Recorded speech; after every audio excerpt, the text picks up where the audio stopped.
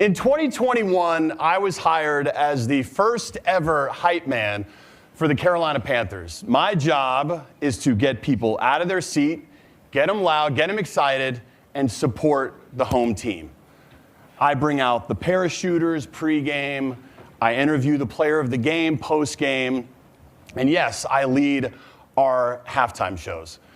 The problem is, gang, since I took the job in 2021, we have not been very good, at all. And in fact, as you can see behind me, we're the worst team in the NFL since I took the job in 2021. You could say that I am the least effective hype man that has ever walked the face of the earth. And as a result, the Panthers have tried to read the room a little bit. You know, it's really hard to, all right, everybody get on your feet and dance for the camera when you're down 40-3, right? And so what started as Hype Man Jake, then became just Hype Man, then became, hi, I'm your host. Then there was even one year where there were two of us. And instead of calling us the Hype Men, they called one of us Hype Man and the other one Jake. Just Jake. But what I learned more than anything, and I continue to learn over the last 5 years, is that yes, it is important for me to do all those big things pregame, postgame, and at halftime. But it's almost equally as important for me to serve almost as a therapist for a rabid fan base that just wants to win. And it's a lesson that I learned very clearly 3 years ago, almost to the day, on a rainy evening at Bank of America Stadium when a soaking wet roll of toilet paper came and almost hit me in the face. Now, I'm going to need you to just hang on to this image right now, because I'm going to come back to it. But first, let's take a look at the definition of what is hype. I like to say that hype is the intentional, enthusiastic belief in someone else's potential. Pretty simple, right? That should be easy. Well, unfortunately, it's not that easy. Why? Because haters exist out there. There's the people that say, oh, you're being over the top, you're being fake, you're being disingenuous, you're being like a terrible youth pastor.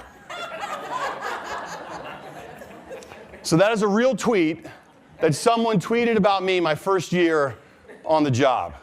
Now, before I see some people reaching for their phones, don't worry. Before you send nasty DMs to Carolina Kate, we made up it's fine, she was having a really tough day. But this is what exists out there. This is what exists. When you want to be your normal, enthusiastic self, when you want to support people around you, when you want to act happy, for lack of a better term, these are the headwinds that we face. And what I want to talk a little bit about today is if we don't step into those opportunities, whether it be at work, at home, or in everyday life, we miss real opportunities for those individuals around us to take that next step in their life. So first, let's take a look at hype at work. And so when you hear the term hype at work, you naturally think of things like annual reviews, the end of projects, celebrating that, or like awards at the end of the year. But what research shows is that micro encouragement equals macro impact. And in fact, 78% of employees say that if they are recognized more frequently at work, that they're more likely to be engaged and perform better. And you need not look any further than right here in Greenville. Now, if you are from Greenville, you may recognize these smiling faces behind me. If you're not, let me paint the picture for you. The social media team for the city of Greenville is unbelievable. I highly recommend you all give them a follow. What they do is they shine a light on groups and organizations in the city that are maybe a little bit more behind the scenes. So think restaurants, businesses, and public works. So this crew behind me, this is the downtown litter crew for Greenville. And this is a perfect example of how an employer can pour into, again, these maybe behind-the-scenes employees to jump into social media videos where they dance and lip-sync to songs like Bye Bye Bye from NSYNC while you're throwing away your trash. Get it? Bye Bye Bye to your trash. It's a win for the employer. It's a win for the employee. And what's really cool about this, look at the engagement numbers. Look at the hundreds of thousands of views. And this is just 3 of them. That shows you that the world, that the general public loves this as well. And so the lesson is clear. Pour into your employees, you'll get a more engaged workforce, and you're more likely to retain top talent. All right, let's take a look at hype at home. There's a term I love called psychological safety, where when people grow up in environments of support, they are more likely to be confident and they're more likely to take risks. And in fact, their outcomes are even better as well. 81% of people that grow up in these environments of support are more likely to finish high school. And speaking of school, I want to introduce you to Damien and Jackson here on the screen. Damien and Jackson are a father-daughter duo from Harlem.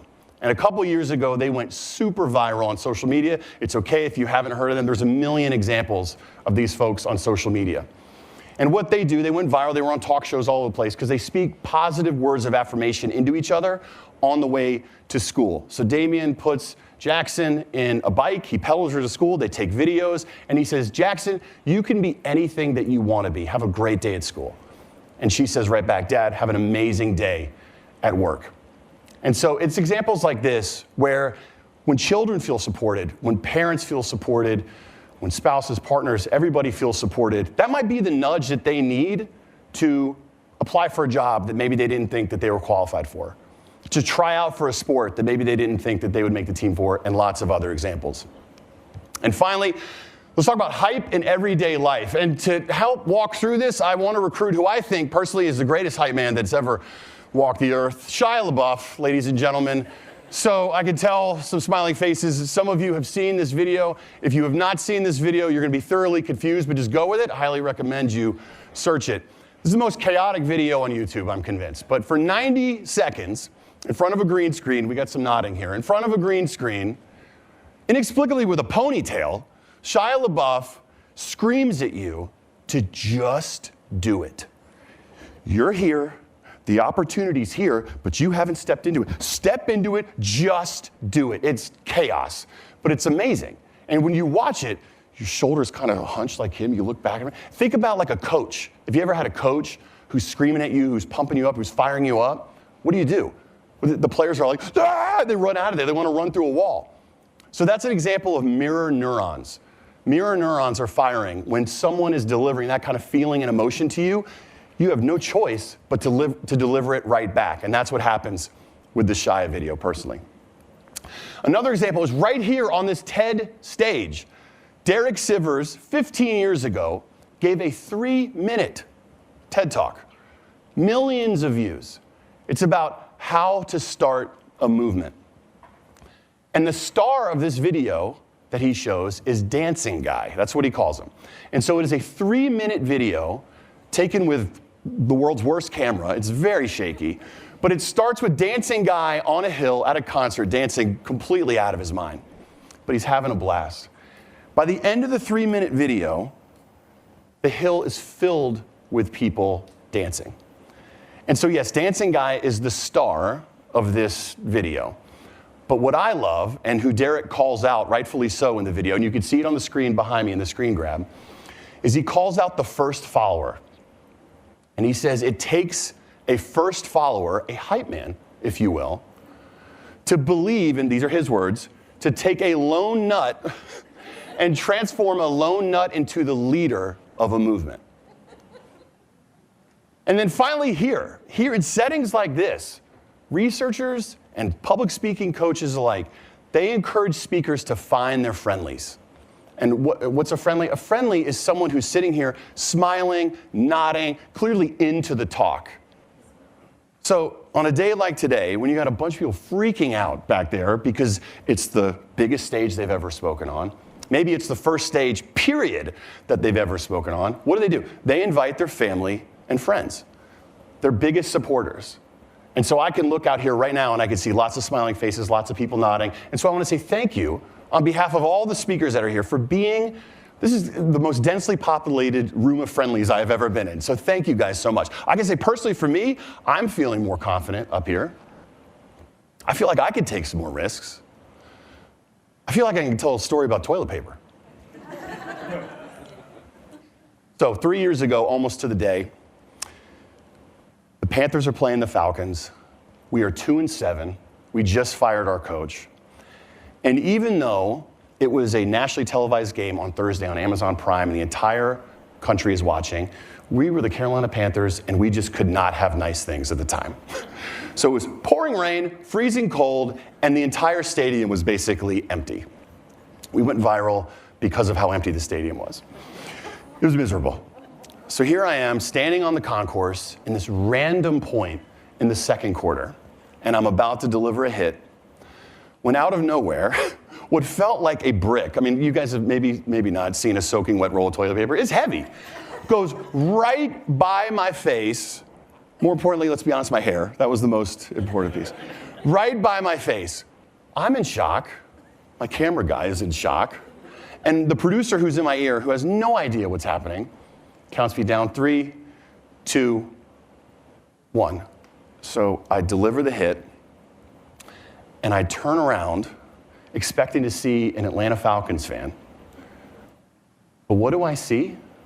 Well, actually, I'll show you what I saw. With the help of AI, and maybe the most unhinged prompt that's ever been entered into ChatGPT, this is what I saw. Give me rabid Panthers fan, rain, throwing toilet paper. ChatGPT's like, are you sure? This is what I saw. It was a Panthers fan at home in a game that we were tied in and a game we ultimately won. I turned around and I go, dude, I am your hype man. What are you doing? He looks at me and he says, oh, I'm so tired of this. I'm tired of losing. I hate this. Alcohol may or may not have been involved. Let's be honest. Completely breaks down. And so what happens? I, along with the amazing people of Section 211, have this really cool but private, behind the scenes, quiet moment with this guy where we put our arms around him and we say, it's going to be okay. It's going to be all right. We can't turn this thing around without you. And isn't that what it's all about?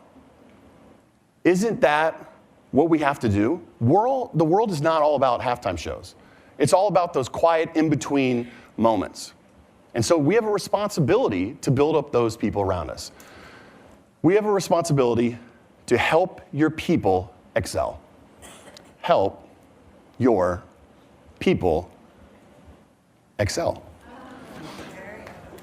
Now, yes, I just turned hype into an acronym, which is equal parts helpful and probably cheesy. Let's be very honest. But you know what? And then maybe that's the emotion that you have right now. I gotta be honest. When I came up with this, I was like, I don't know how it's gonna land. But that's that negative thought that climbs into your head. So go all the way back. Go all the way back to the beginning of this talk with Carolina Kate. I may or may not be over it. Let's be honest. No, let's go back. Those are the haters. Those are the people that you need to block out of your head. Because if you don't, we miss opportunities at work, at home, and in everyday life to build up those around them. So as we head into this last break, we got a bunch more speakers left. I want to challenge everybody in this room to step into this, to embrace their inner hype man and hype woman, and be a friendly for this next round of speakers coming up. Can we do that? Yeah. All right, cool. So be a hype man. Be a hype woman. Because hype isn't just for halftime. It's how we win the whole game. Thank you.